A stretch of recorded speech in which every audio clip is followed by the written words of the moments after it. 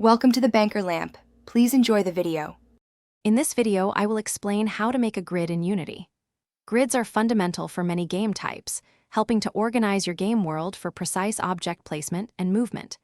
We'll start by setting up a dedicated C# script to manage our grid. This script will define essential parameters such as the grid's overall width, height, and the individual size of each grid cell, laying the groundwork for our interactive game space. Next, we'll establish the core data structure for our grid. A common and effective approach is to use a two-dimensional array, where each element represents a single grid cell.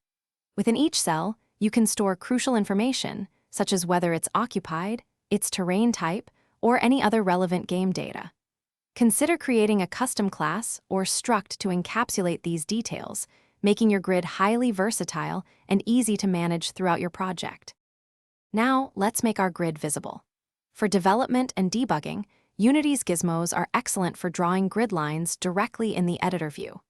If you need the grid to be visible during gameplay, you can generate a mesh dynamically and apply a material to it. You'll calculate the precise positions for these lines by iterating through your grid dimensions and using your defined cell size, ensuring accurate visual representation.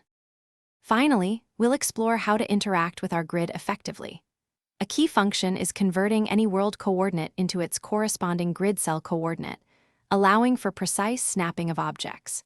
You can then implement methods to place new objects onto specific grid cells or retrieve existing ones. Utilizing raycasting from the camera to the game world is a powerful way to determine which grid cell the player is currently targeting, enabling intuitive gameplay mechanics. Thanks for watching. If this was helpful, leave a like and consider subscribing. See you next time.